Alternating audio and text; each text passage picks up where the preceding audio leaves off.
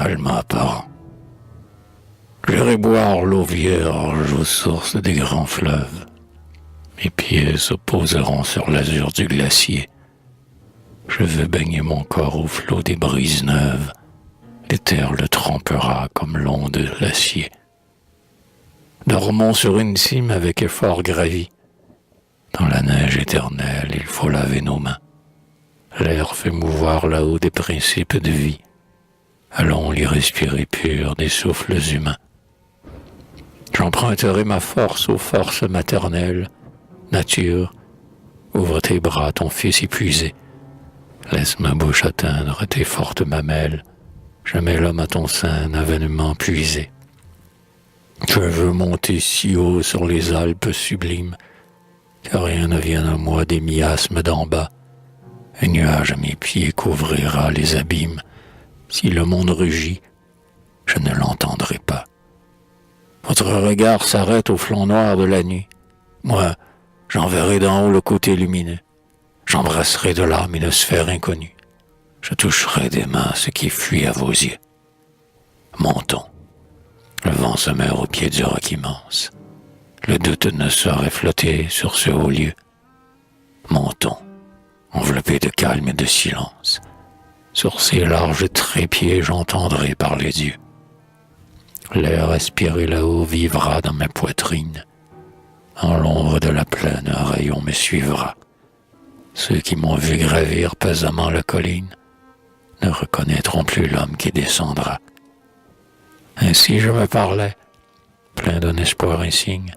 J'ai suivi sans tarder ce guide intérieur. Du fait de leur tour, les Alpes m'ont fait signe, et sur leur blanc de grès, j'ai versé ma sueur. Plus haut que le sapin, plus haut que le mélèze, sur la neige sans tache au soleil j'ai marché. Dans l'éther créateur, je me baigne à mon aise. Le monde où j'aspirais, mes deux pieds l'ont touché. J'ai dormi sur les fleurs qui viennent sans culture. Dans les rhododendrons, j'ai fait mon sentier vert. J'ai vécu seul à seul avec vous, aux natures. Je me suis enivré des senteurs du désert. Je me suis garanti de toute voix humaine pour écouter l'eau sourdre et la brise voler. J'ai fait taire mon cœur et garder mon haleine pour recevoir l'esprit qui devait me parler. Et voilà qu'entouré des cimes argentées, cueillant le noir myrtille, buvant un flot sacré, goûtant sous les sapins les ombres souhaitées, libre dans mes déserts, voilà que j'ai pleuré. Le soleil dort en vain les Alpes jusqu'aux fêtes. Si je plonge en mon cœur, toujours de l'ombre au fond, j'ai rencontré le sphinx en cherchant le prophète. La vie d'immensité m'absorbe et me confond. Est-ce donc par orgueil que ton front nous attire? Est-ce pour éblouir que ton œil resplendit? Ô nature, et n'as-tu rien de plus à me dire que ces mots? Je suis grande et vous êtes petit. Est-ce pour mieux sentir ma défaillance intime que je suis venu, seul et si loin, t'implorer? Ah, je n'ai pas besoin d'un oracle sublime pour me trouver débile et pour savoir pleurer. Pourquoi de tes enfants tromper la soif, ô mère? Il faut à leur poitrine un lait puissant et pur. Si tu ne fais jaillir qu'une boisson amère, pourquoi leur tendre encore tes mamelles d'azur? Pourquoi devant mes yeux ta paupière abaissée? Tout langage entre nous s'est-il déjà perdu? Je viens chercher en toi quelques saintes pensées. Pourquoi, d'un signe au moins, n'as-tu pas répondu? Mais, sans doute, mon âme était mal préparée.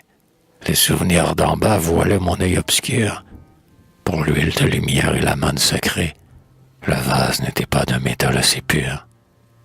Peut-être l'eau terrestre a flétri ma poitrine. J'ai bu ce vin trompeur dont tant d'hommes sont morts. Je frapperai en vain à la roche divine. Je ne puis plus porter le breuvage d'effort. Serait-ce qu'une main invisible et jalouse, entre nos seins baisés, lève un mur d'effroi, comme sur les beautés secrètes d'une épouse? Dieu veut jeter peut-être un voile épais sur toi. Il veut choisir lui-même et compter ses prophètes. Tout homme n'a pas droit au sacré rameau d'or. Dieu place à tes côtés d'austères interprètes, L'anathème sur toi plane et menace encore. Le colloque de l'homme et de la solitude te fait-il craindre, ô Dieu, ton nom mis en oubli?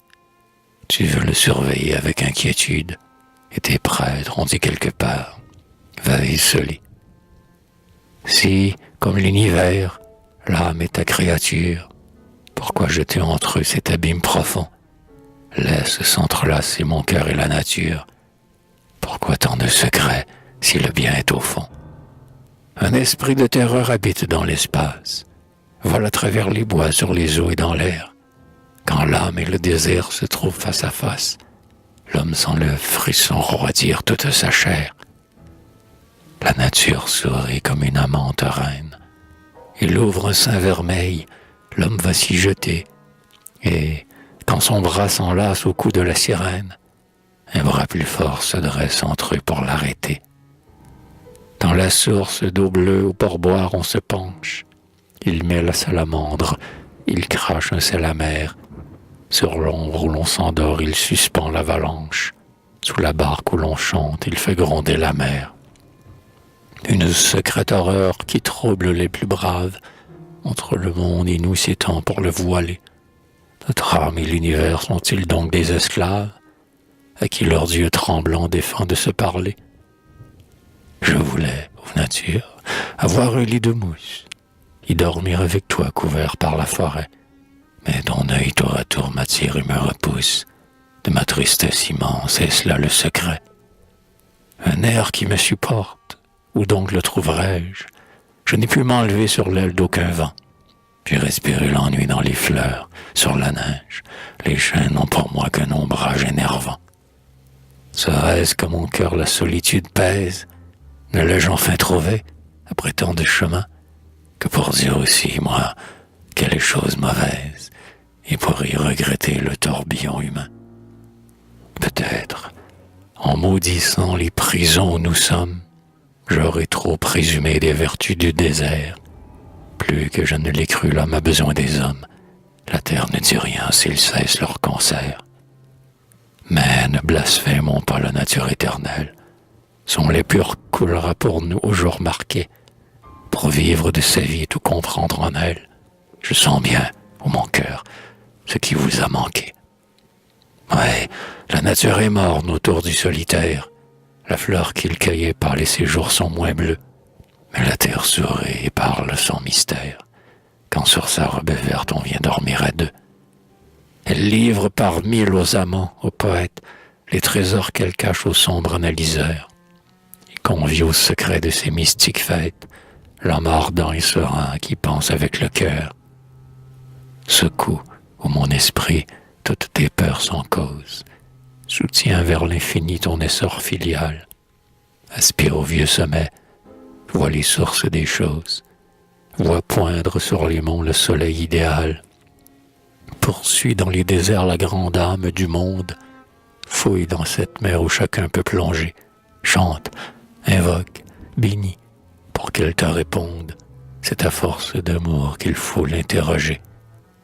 Oui, l'homme, malgré tout, s'il aspire et s'il aime, au fond de l'univers voit un Dieu qui sourit. Ô nature, le mal n'est pas ton mot suprême. L'ouragan fauche moins que le sol ne fleurit.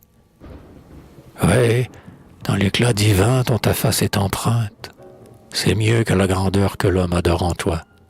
Quoique ton front chenu répande au loin la crainte, le nœud qui nous unit n'est pas un nœud d'effroi.